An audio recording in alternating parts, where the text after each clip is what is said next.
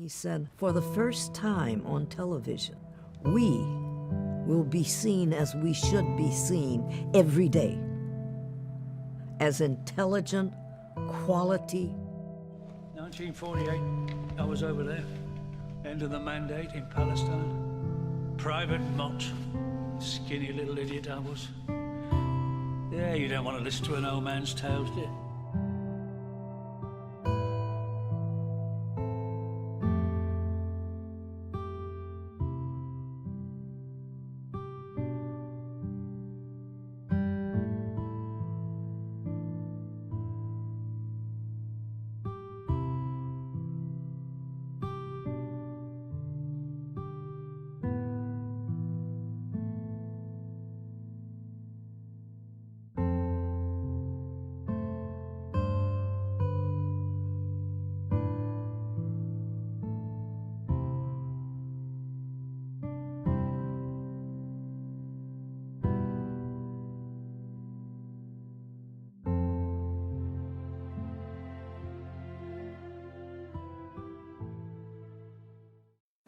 Welcome, capitalist aliens, dead rabbits, and Pinocchio bots.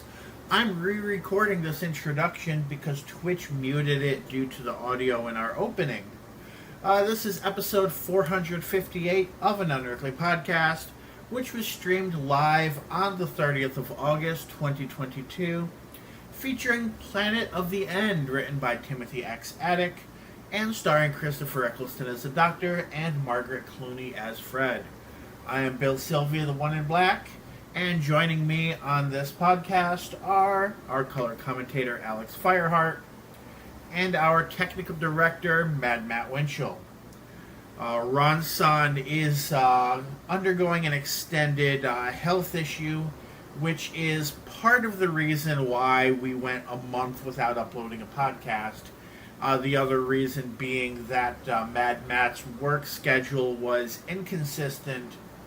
And between the two of those, it was very difficult to find weeks where at least three of us could meet at one time. So hopefully we are past at least part of that. Ron-san, to our knowledge, is still in the hospital, so we appreciate any, thoughts, or if you're the praying type, you're certainly welcome. And any feelings you have toward Ron, we hope that he recovers well. It's not, as far as we know, it's not something acutely life-threatening like a heart attack, but more the continuing escalation of the ongoing health issues he has had over the past year or two that we've continued to mention. So, best wishes to Ron, and here is our streamed podcast after this moment. So we probably won't have as long a banter as normal due to plenty of news. Does anybody have any major updates, life updates they want to mention? Not really. Got book 3 of Death Dealer, working on book 4 for the comics. I also started drinking Gamer Sups. If you don't know what that is, basically it's a multivitamin drink that you just add water to. Oh, okay. Yeah. But legitimately, it's multivitamin. It actually uses real fruit and stuff like that, and it's good for keto and other things. Mm-hmm. Considered a multivitamin. But yeah, on my end, I actually appreciated the first couple weeks of our break because I was doing my comprehensive exams, which, very difficult, especially if you're trying to do a podcast during the limited time you have to sleep. And then since then, I've started teaching my first full college course. And taking what free time I have to binge some shows, which I'll discuss on here at some point. Probably not today. Mm-hmm. All right. So in today's podcast, we've got birthdays and news. I think we're skipping Geek Talk, and so then we will have our episode summary and our review, final thoughts, and ratings. And it is a month's worth of news. Mm-hmm.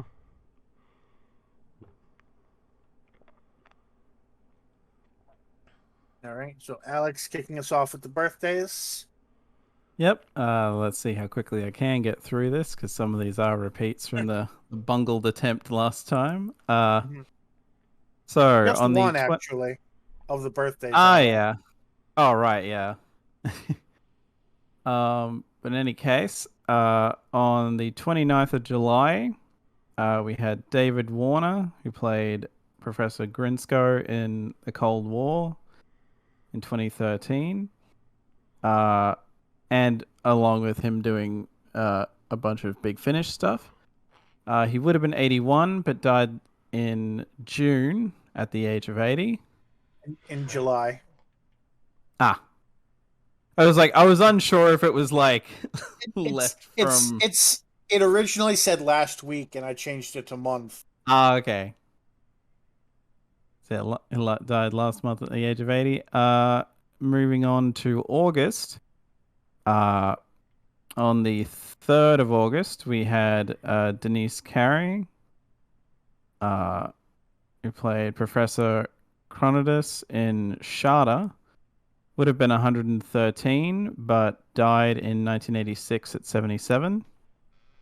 On the 5th of August, there's Brian Minchin, executive producer in New Who from 2014 to 2017 and other roles. Turned 44. Also on the 5th was Paul Casey, a suit actor, played things like Silurians, Weevils, and Jadoon. Between 2005 to 2020, and possibly beyond, turned 49. On the 8th of August, we have Terry Nation, the creator of the Daleks, would have been 92, but died in 97 at the age of 66. On the 9th of August, we have Roberta Tovey, who played Susan in Doctor Who and the Daleks. And she turned 69. On the 10th of August, we have Kate O'Mara, who played the Rani from 1985 to 87, and in that one thing that we will not speak of. Would have been 83, but died in 2014 at 74. On the 11th of August, we have Ron Grainer, who was a composer of the original title music. Would have been 100, but died in 1981 at 58. On the 12th of August, actual string of days in a row. That's kind of amazing. We have John Nathan Turner, who was the producer from 1980 to 1989. And that one day that you said we will not mention. Yeah.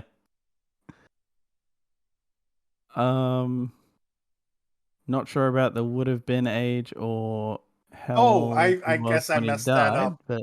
Sorry. I'm not good. looking it up because we're already doing it, but yeah, it was his birthday. Yeah.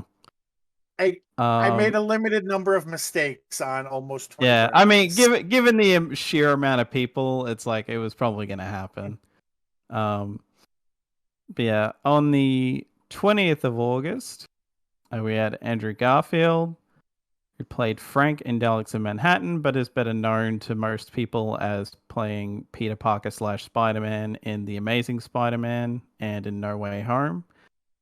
He turned 39. Also on the 20th, we have James Masters, who played Captain John Hart in 2008, but also most people would know him as Spike from Buffy. Turned 60. Also on the 20th, Sophie Aldred, who played Ace, and still does on Big Finish stuff, and will be returning in the Centenary Special, I think it was. Yep. Also turned 60. I'll quickly mention, since I was able to do the math really quick, John Nathan Turner would have been 74, but he died May 1st in 2002. Actually, more 75, but yeah. Thanks for that. Mm-hmm. Yeah. Also on the 20th is Sylvester McCoy, the 7th Doctor, who turned 79. And finally, on the 20th at least, was also Anthony Ainley, who was the Master in the latter stages of Classic Who. who would have been 90 but died in 2004 at 71. Moving on to the 22nd of August, we have James Corden, who played Craig Owens in New Who. He turned 44. Also on the 22nd, we have Mark Williams, who played Brian Williams. Turned 63. And finally, on the 30th, was our very own Bill Sylvia, who turned 34. Yep. And I forgot to plan anything because I've been so busy with life. Welcome to it. Welcome to your life. Too damn busy. Yes. Happy birthday to all of those people. Yep. I was almost going to attempt running through, but no. Yeah. There's way too many names. Right. Do you have the lost story that we had covered in our original attempt at this podcast? And I believe, yes, he was also in our opening bump. Mm-hmm. Bernard Cribbins, beloved Doctor Who actor, companion, and original movie actor, second movie actor, I believe, Mm-hmm. has died at the age of 93. After, as far as we can tell, filming scenes for the 60th anniversary special. So I guess, yeah, that's, I would say, an accomplishment to first appear in a 1966 movie based on Doctor Who, and then filmed for the 60th anniversary special of that very same series. Mm. And as you would expect, he has had a colorful career, beginning his professional career at the age of 14 at the Oldham Repertory Theater. His television career started in 1956 in The Black Tulip. Look, I don't want to read out the whole thing because there's quite a bit other, and we technically have covered this, although not in a recorded form. And yeah, so nothing else nothing else that stands out other than the fact that he did receive the Order of the British Empire, which I think that's technically one step below a knighthood. Am I understanding that right? I don't recall. It's either a knighthood or one step below a knighthood. I'll put it this way: it very clearly isn't a knighthood at the very least, given that I haven't seen anyone refer to him as Sir Bernard Cribbins. Okay.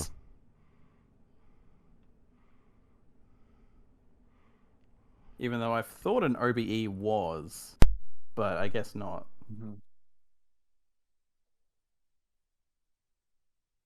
All right.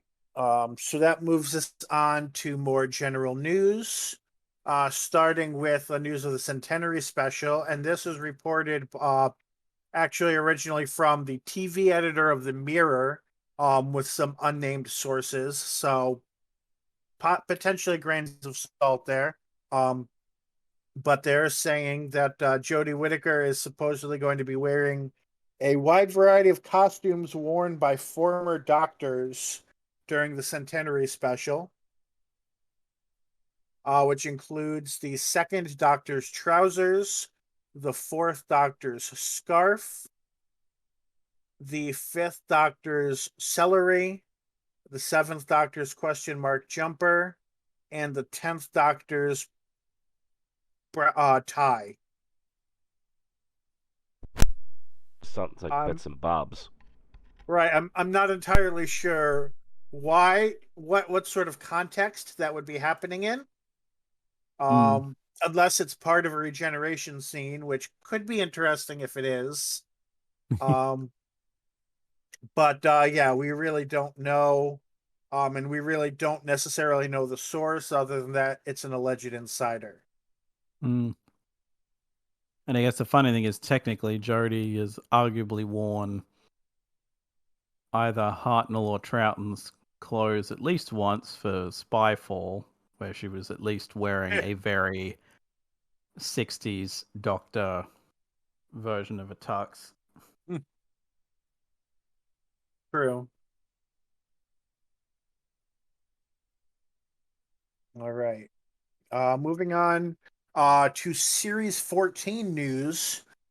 So there have been job listings related to Doctor Who production that have given the information on the production schedule for Series 14, starring Ncuti Gatwa as the 14th Doctor.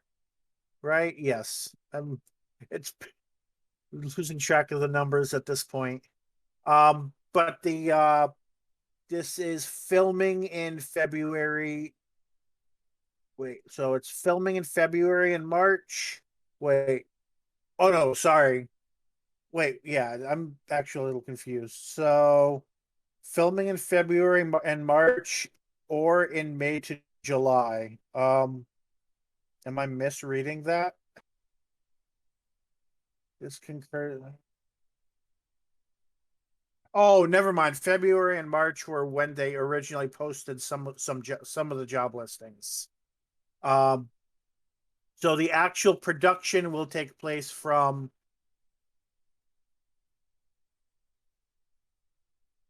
Okay, so the actual production apparently started in May of this year, unless they messed up on the year in this article. Took a break in July, and then will be resuming in November and continuing through June. So from May to July, we saw a lot of filming involving. We saw the outdoor scenes with David Tennant and with Neil Patrick Harris. So resuming filming, which would be Series 14 content, is November, and that filming block continues through June. That was much more of a cipher than I thought it was. That's it for that piece of news. So not really much to comment on or think about there. Otherwise, Doctor Who magazine had an interview with Andy Pryor, who is the Doctor Who casting director. So some comments that Pryor mentioned that were kind of picked from it by Cultbox. Pryor said, "I like to cast as inclusively as possible. It's more interesting. Also, if you can't cast diversely on Doctor Who, what show can you do it on? It goes everywhere on this planet of others, and you don't want to see the same kind of people all the time. You don't want it to be exclusively middle-class white people speaking with RP accents." I think most of us can agree with that. Yeah. Mm-hmm. Like they had the excuse of there not being the acting pool to draw from in the '60s, but now you don't have that excuse. Another thing that I think some people will really appreciate, he mentions that he says we're casting more disabled actors, but there's always more we can do. Certainly, there's absolutely no excuse to not cast a disabled actor in a disabled role nowadays. Also, we're trying to cast disabled people in roles that aren't necessarily written as disabled. We don't always want disabled casting to be issue casting. So our horizons are widening. I want to see more disabled people on screen. So this is what a lot of groups of actors have been asking for years. When a role isn't written to be a specific racial group or a specific ethnicity or a specific disability, a lot of casting directors or executives, etc., are like, oh, then it should be an able-bodied white man. So they're basically saying, no, there's really no default. We're casting everybody just based on skill, pretty much. Honestly, I don't see why this should be a big surprise. I mean, look at Syl. Yeah. Doctor Who's been hiring technically disabled people for a long time for big roles like that. I think Syl's probably one of the better things that come out of that particular. I think this might be related to this. It was kind of a non-issue at the time because it wasn't really relevant to anything. But I remember there had been a quote a month or two back about, well, probably a couple months back by now, about how the new TARDIS design was going to be more accessible, like more, disabled friendly, Huh. less stairs and such. So it Oh. seems that this is just something they're keeping in mind throughout all areas of production. And then the rest of the article is filler.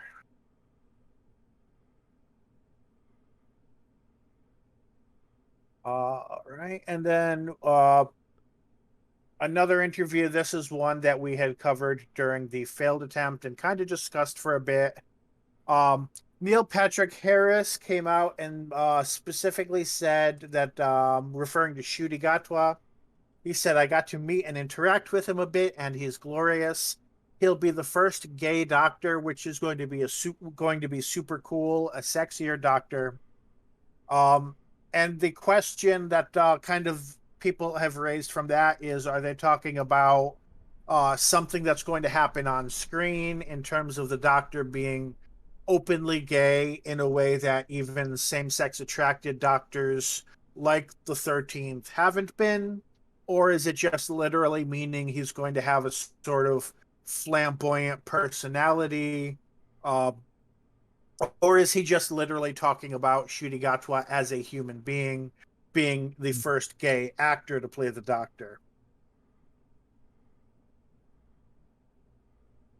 I think those were all of the interpretations we discussed. Yeah. Mm-hmm. But ultimately, it's kind of an open in the air thing that really doesn't say anything until we actually see the show. I mean, we Right. know that Ncuti Gatwa is gay. We know that the Doctor has any given sexual orientation. I mentioned this during the failed podcast, but I view the Doctor as being basically pansexual but distracted or not, disinterested. Rand mentioned that he prefers when the Doctor is written more as asexual. To kind of flip that, you could even essentially say the Doctor is more likely asexual but not sex repulsed and pan-romantic. True. That makes a lot of sense. Probably much more specific than they're ever going to get into on the show. Yeah. And honestly, with a lot of the stuff RTD's done since leaving, it honestly wouldn't surprise me if it's more literally just Ncuti Gatwa was gay and thus the first gay Doctor. Sort of like how he's also the first black male Doctor, because Joe Martin does still count. First black numbered Doctor. Yeah, like main cast Doctor. All right. For our next piece, we move on to merchandise. So Doctor Who is going to appear in some Magic the Gathering cards. And at first, this shocked me as a gimmick, but I looked into this a little bit. You can see some images of the cards, of some of the cards on the article here. But apparently this is something that Magic the Gathering and Wizards of the Coast have been doing since 2020. They have had similar crossovers with The Walking Dead, Stranger Things, Street Fighter, Warhammer 40K, Fortnite, and The Lord of the Rings. Also Transformers and Godzilla. Okay, so they must be under a different type of crossover. This is specifically the Universes Beyond, which that's the list I was reading from. Oh, so this is like an actual focused deck on Doctor Who? It's not entirely clear. Like, that's a specific imprint that they use for specific crossovers, I guess. Oh, it's a Commander's deck. Okay. So the Doctor Who one will be Commander decks. But not all the ones I listed were Commander decks. Yeah. Like I know that But yeah, the Godzilla ones were particularly special land cards. And Transformers, I'm not sure what all got made there. I know there's at least an Optimus Prime and a Megatron card, as well as a couple other things, but that from was what about I it. can tell, the Godzilla was basically they reskinned cards that already existed instead of making brand new Like I said, there are cards. special lands ones, and I think that maybe a couple of big monsters got reskinned too. Godzilla Right. creatures. Whereas this is more of it's not legal in standard tournaments, but they're legal in some other formats. Um, and these are just completely new cards rather than reskins. Yeah, this is for Commander, and Commander has Yep. basically been the shoehorned new big thing for Magic. I still hear a lot of people either really like it or really don't care for it at all. Yep. Yeah, I still don't have much experience with Commander. But it does look like they're going to be 4 Commander decks. So it sounds okay. Then there will be boosters and such as well. So it'd be interesting to see what this is like. This kind of just shows how removed I've been from Magic the Gathering for a while. I have found a local game store, but I have no idea if they have Magic and want to make tournaments or your anything. deck bet secret are so full of references you'd think they're bigger on the. And did they give a date of when these are coming out? I don't think so. Oh, in the third quarter of 2023. So about a little over a year from now. Yeah, roughly about a year. I was gonna say the only thing I'm seeing at the top here is that they got showcased on the 17th. All right, and our last article of Doctor Who news is that a documentary about the 1996 Doctor Who film will be released in October. It will be by the name Doctor Who Am I? And it will release theatrically in the UK, and it says will also manage international sales. So I'm guessing there's going to be a limited run in the United States and other countries. It comes out from Kaleidoscope Film Distribution, or they're at least the ones distributing it. And it's about the making of and presumably the fan reaction to, or not just presumably, it's some of the things they mention. It will discuss things like the fan reaction to the Doctor being half human and to kissing a companion on screen for the first time.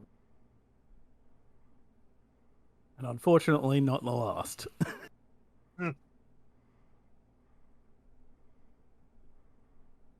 I do feel there was an awkward moment in the trailer where they just put a couple in from a convention just to show that not all Doctor Who fans are white, because they didn't seem to actually have anything to say other than that they were Doctor Who fans and they were some of the few people of color on screen. Hopefully that doesn't. I mean, I know the editing for the trailer and the editing for the actual movie aren't necessarily done by the same people, so I'm guessing that was just whoever did the trailer. But yeah, so this might be an interesting watch. I wonder if Paul McGann is going to talk about how much he hated that wig in this. Probably. Hell, he might even bring up the thing of how he apparently only ever agreed to come back if he didn't have to wear the wig. Right. Yeah, so if we get some Paul in here, I think it's going to be a fun watch regardless of what else is in there, because he seems to be pretty enjoyable just to listen to talk, which I guess makes sense considering how he's made at least a portion of his living over the past 20 years. Yeah. And that ends our Doctor Who news. We do have one other piece of news, which is not quite as timely anymore, but it is in our opening bump, so we should probably mention it. Nichelle Nichols, best known through to many people as Lieutenant Commander Uhura from Star Trek, presumably and I know she was also big into musical theater. I don't know about other roles on screen. died in, I believe, it would have been late June or the first 2 days of August. We don't have that written down. Of undisclosed causes. I know her health has been, she's been having health issues for a while and had an elder abuse case going on. Hopefully that wasn't the cause of death and it was natural causes. But actually, let me see. Seemingly, she died of heart failure, and it was Okay. on the 30th of July. Yep, 30th of July at the age of 89. So, like Bernard Cribbins, a solid run. Both will greatly be missed by science fiction fans for certain.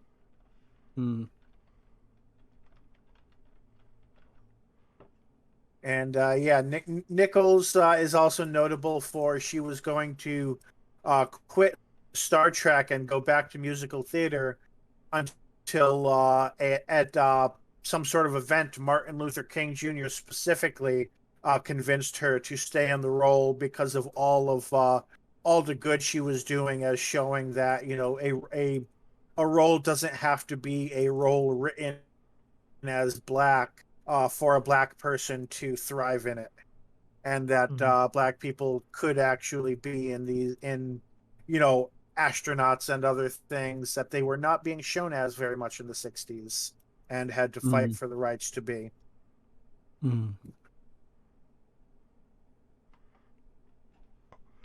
And that wraps up our news. Okay.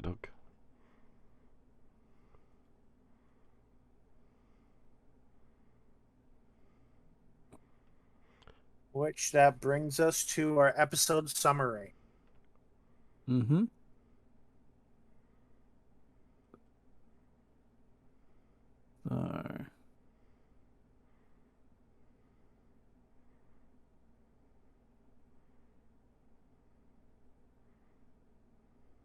I know before you were saying something to me about maybe Matt might not be feeling up to doing the summary. I wasn't sure if that meant you were volunteering or not.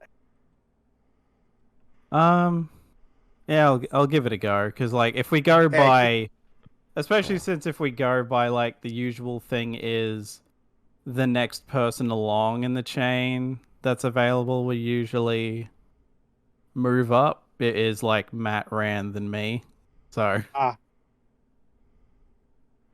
Gotcha. Well, thank you. Yeah, I'm not sure how much I want to talk with this. Yeah, I figured it was probably better to to give you a break. Starting to sound like you're right. Thanks for noticing. I guess. Maybe a drug-free podcast.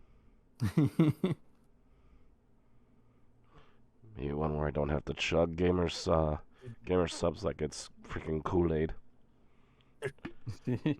It's a vitamin supplement I need. All my vitamin C I can get right now to get this garbage to get out of me. Gotcha. Oh, so you're not on medication? I'm not on cough medication. No. Oh, okay. Oh, I think I misread your message to the chat. I thought you were saying that you were taking something that was putting you to sleep, but no. No, I was just taking a nap. It. I was just gonna take a nap and see how I felt. I feel good enough to at least run things.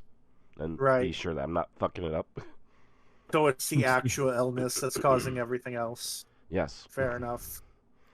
So, ready? Yep. All right. 3, 2, 1, go. Okay. We open on some mysterious people just talking about something, and then from there we go to the Doctor landing on Ocassus. Thank God I have this wiki open. And it turns out that he got a sort of essentially an SOS from the planet that he's trying to track down, with an AI robot, or like just a robot who's the guardian of the planet, running into him and following him along. And Sacristan Hinge, who is the sort of overseer of the planet, just wanting the Doctor to get the hell out of there. Only for this whole thing to have turned out to be a trick to get the Doctor here, and he is put in a stasis that essentially turns him to stone or wood. I forget exactly which, because I forget if they actually refer to it. I they think say it's stuff about more they freezing. freeze, but then over time they get like subsumed by trees. So it's not that the stasis actually turns them into wood.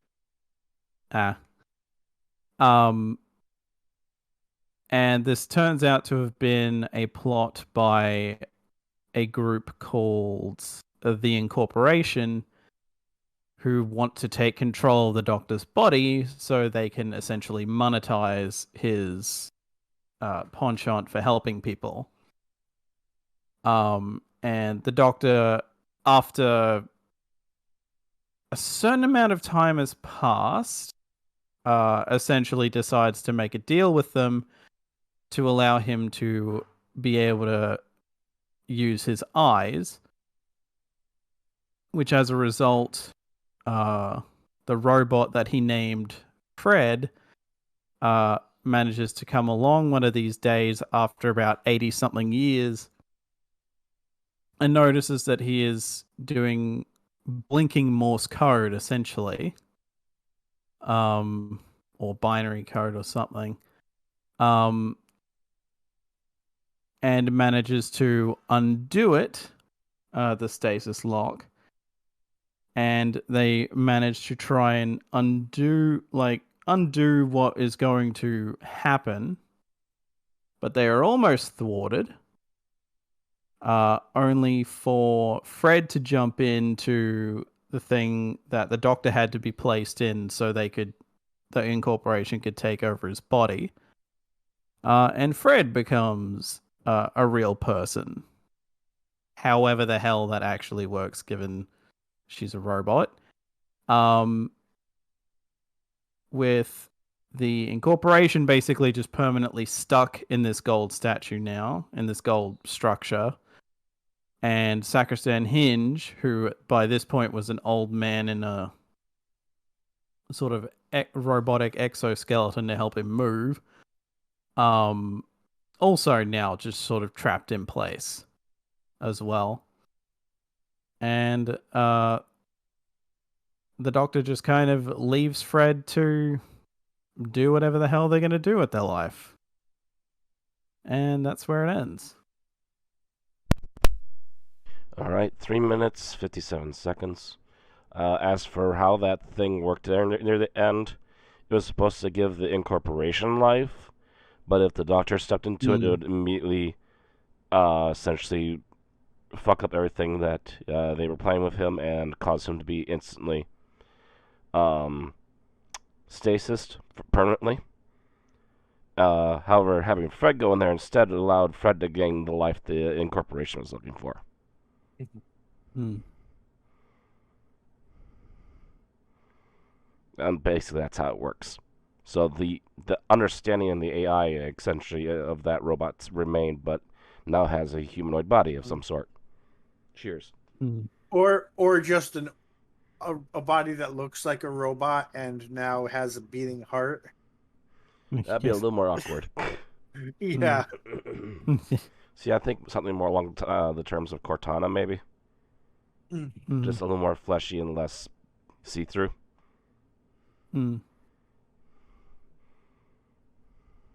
All right. So, of course, the awkward thing here is I'm not sure if anybody remembers any of Randy's points. We do have his score written down when we get to that point. Alex, do you remember any better than me?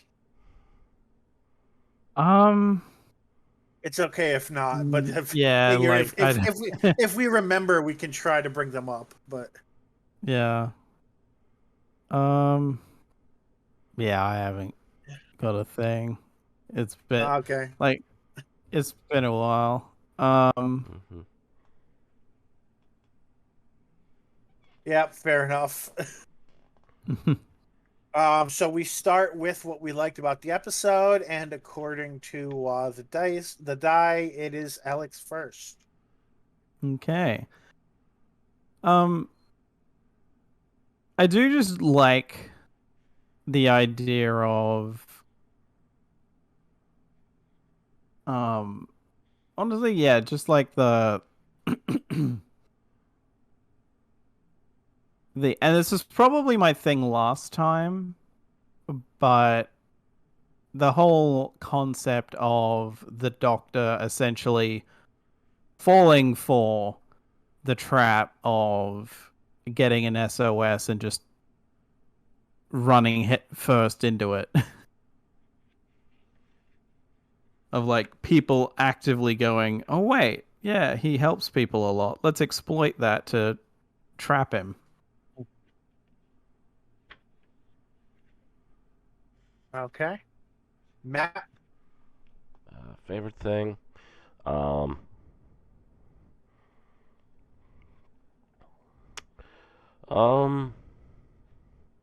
I do like the right off the bat that they start going down this path of AIs have a tendency to make their own decisions and start building up their own identities, and Fred is very quickly becoming that as an issue for the bad guys. Okay, so you like the concept of how Fred evolved into her own personality? Yeah, that Fred was already evolving to her own personality even before becoming a living being. Okay. I'm going to count that as not stealing mine Oh, because I like just Fred as a character. I thought Fred was just a fun character to listen to. She's not over the top and annoying like she could have been. She's just an enjoyable character to listen to. I keep wanting to say on screen, but she's not on screen. But she's an enjoyable character to have through the episode. Yeah.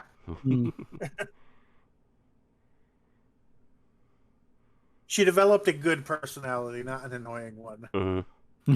Yeah. All right. What we disliked about the episode, starting with Alex. God,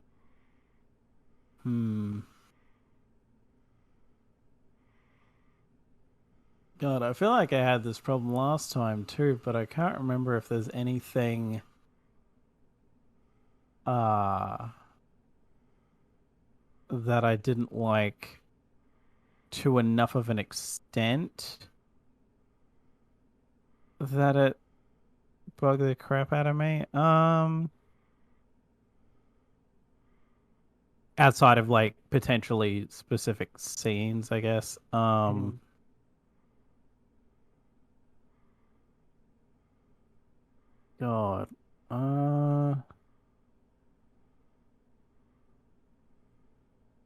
Yeah, I'm just gonna have to pass for now because nothing's coming to mind.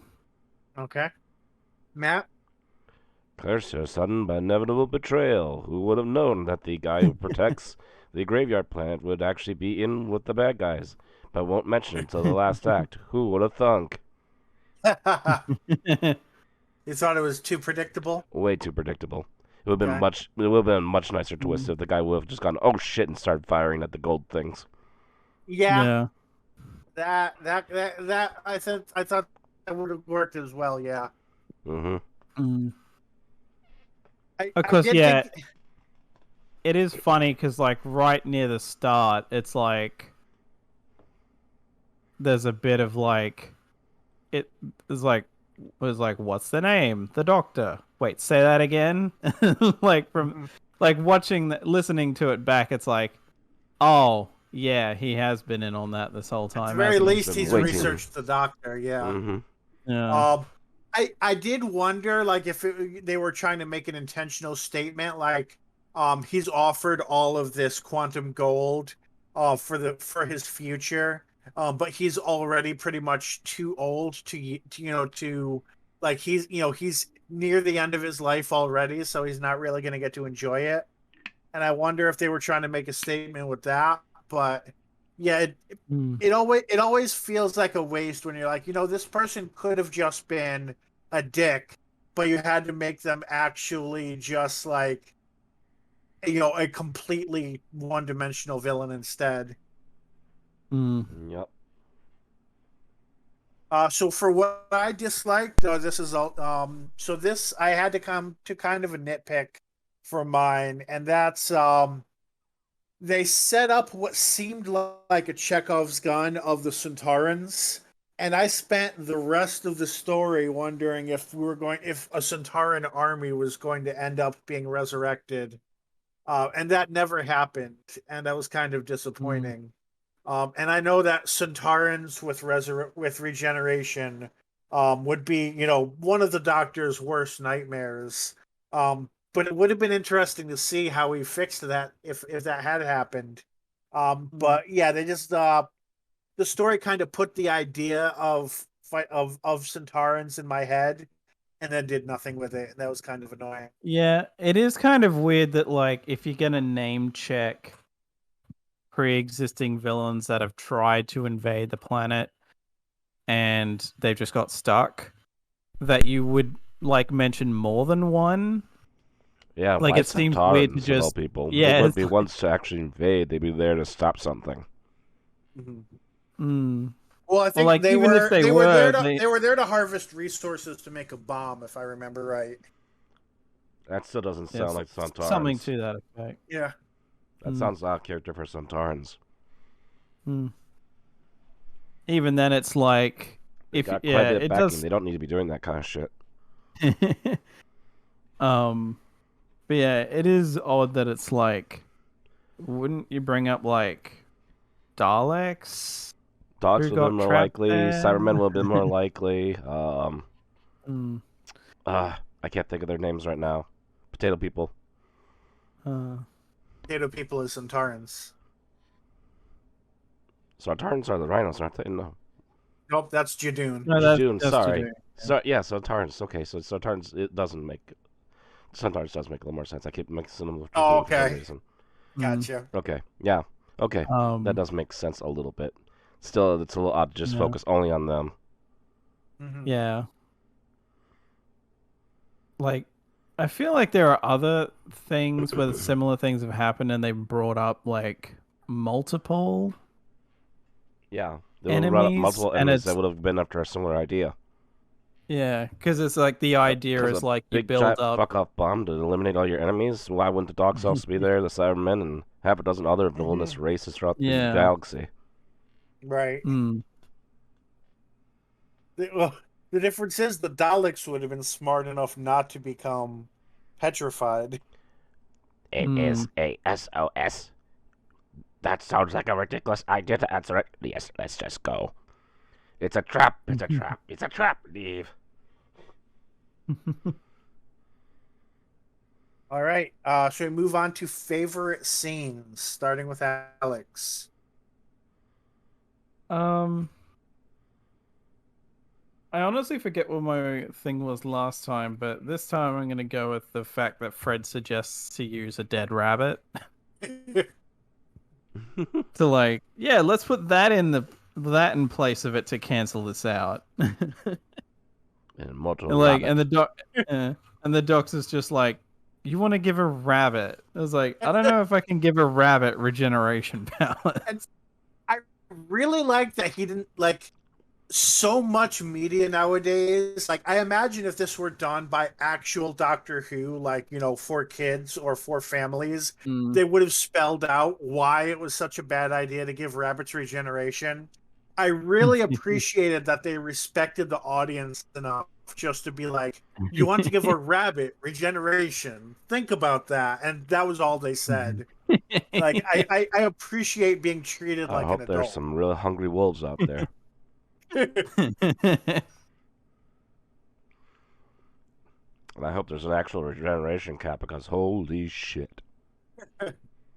Yeah, that's where you find out if the 13 is actually hard coded. But rabbit, they could reproduce a lot in 13 generations. Mm-hmm. All right, Matt. Favorite scene? Yep. Honestly, the first time we hear Fred have an internal dialogue, already the character is becoming very amusing. So you can already sense that build up. I think I'll just follow along with him anyways and see what he's up to. Mm-hmm. And I that's the same one where she mentioned how about how she thinks her personality is for that to be annoying and irritating or whatever, right? I'm not sure. Because that was mine.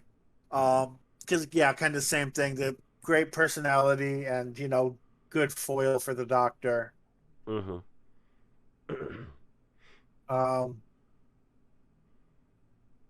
If I were to pick a backup, it would be the Doctor's reaction when he comes out of stasis and he's like, "What am I? Am I the old man in the woods? I've got birds living in me. I've got hair like a wizard."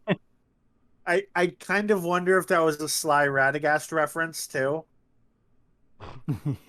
Maybe. Obviously, that's a different Doctor, but might have been a tongue-in-cheek reference there. Hmm. All right. So, least favorite scenes, starting with Alex.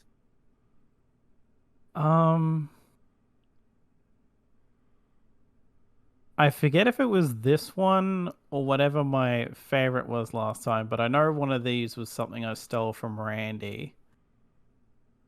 And for this one, and like we've sort of discussed it, but like when Sacristan Hinge does show up at like the last minute to try and thwart the Doctor's plan, like that bugs me specifically because right before it, the Doctor says, look out for anything that looks like a plan. And even Sacristan Hinge like sort of throws that dialogue back in his face. And it's like, yeah, how would you not suspect him at this point? It seems a bit weird that you would just kind of continue to think he's a nuisance. Mm-hmm. And like not think, oh yeah, he's clearly in on this because he's been on my ass this whole time.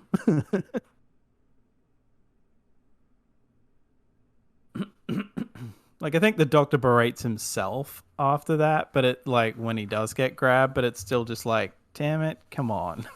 Mm. All right, Matt. Least favorite scene.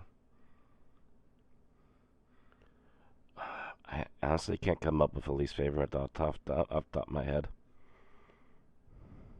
Oh, that's right. Last time mine was one of the incorporation saying so much win because that sounded like such a meme line. Oh yeah, because they kind of are. The buzzwords and the corporate speak. Yeah, if anything, yeah, the buzzwords on the incorporation just That's kind of like intentionally cringe. Mm-hmm. Yeah, I was gonna say I remember it's intentionally Bill. so it's effective at what it's trying to do at least. Yeah, because I remember like I do specifically remember Bill being like, "Well, that's probably the reaction they wanted you to have." So yeah, that just means that it was doing its job. Basically, the writer's going, "Hello, fellow kids, we are evil."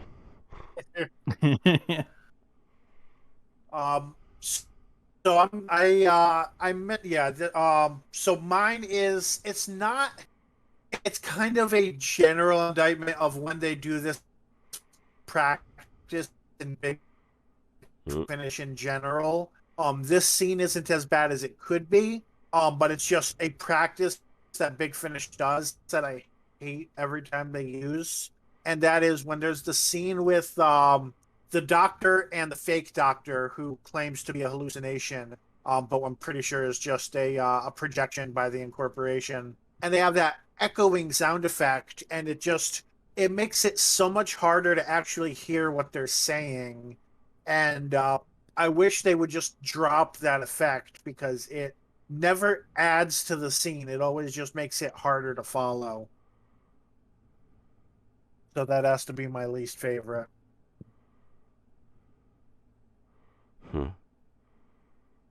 Okay, final thoughts. I will give this credit in that I've now listened to this like, God, probably 4 or 5 times now over the weeks with all the like, I think I listened to it through once because it looked like we weren't sure one week, and then like it was like the last minute that it turned out we weren't going to be doing one. And while it's probably like the impact's a bit lessened by the fact that I've listened to it like 5 times in a month, it's also like it didn't really seem to get any worse, surprisingly, which I kind of thought it might, because of like after that many listens you'd think I'd pick up on more. And be able to pick it apart a bit more. But no, I do not recall this feeling any particularly worse due to re-listenings. It didn't suffer for me having listened to it that many times. So that was good to realize. The voice cast are all good. And it's also it's generally still it's likely never going to get old hearing Christopher Eccleston back as the Doctor, even though it's audio only. Yeah, like small gripes here and there aside, I do think that this is still worth a listen.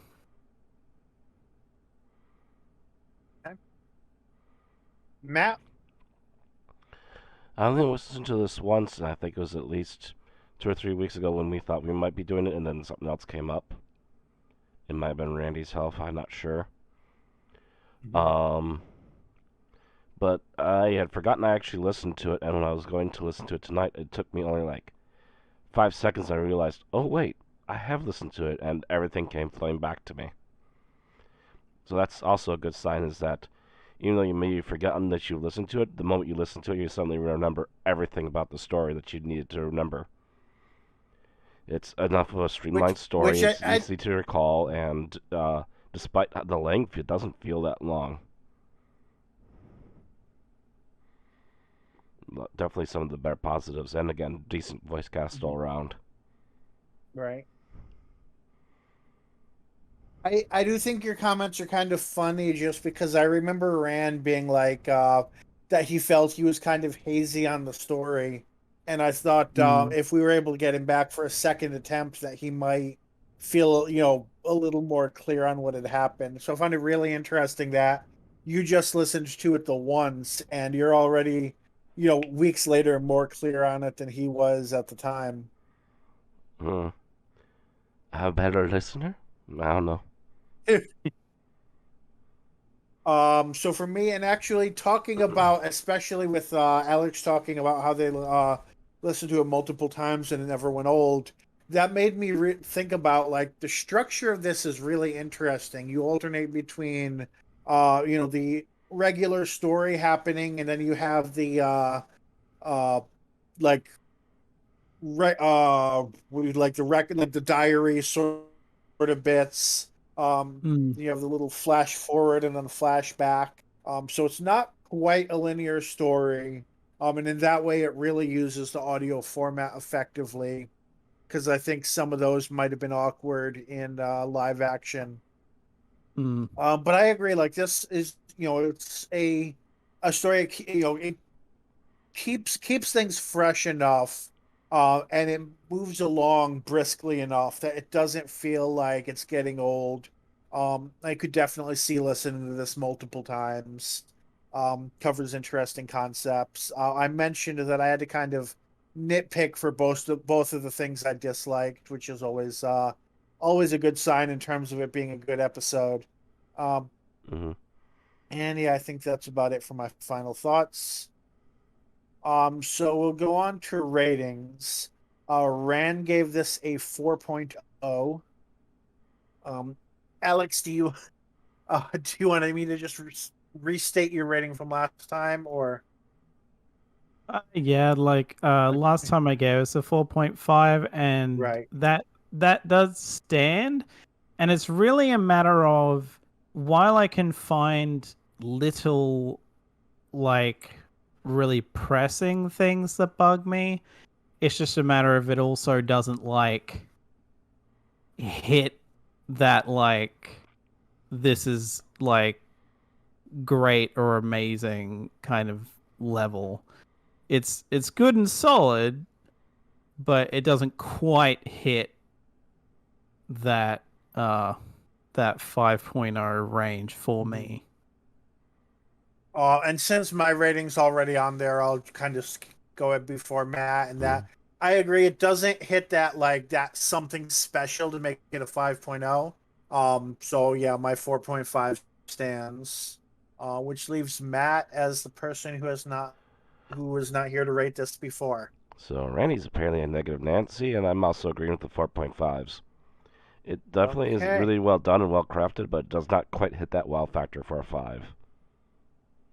That puts an average of 4.38. And if I look on the rankings, a 4.38 is on par with Destiny of the Doctor, Smoke and Mirrors. It is not as good as Jago and Lightfoot, The Spirit Trap, or The Judgment of Iskar, or 10th Doctor Adventures Time Reaver. And it is better than Destiny of the Doctor, Shadow of Death, Destiny of the Doctor, Babelsphere, and 8th Doctor Adventure, Storm Warning.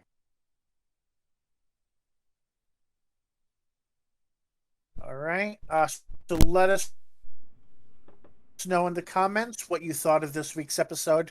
If you've watched it, and don't forget to like the video if you've listened this far. Subscribe on YouTube to get our exports every week, barring, unexpected hiatuses, or follow us on Twitch to get notified when we stream.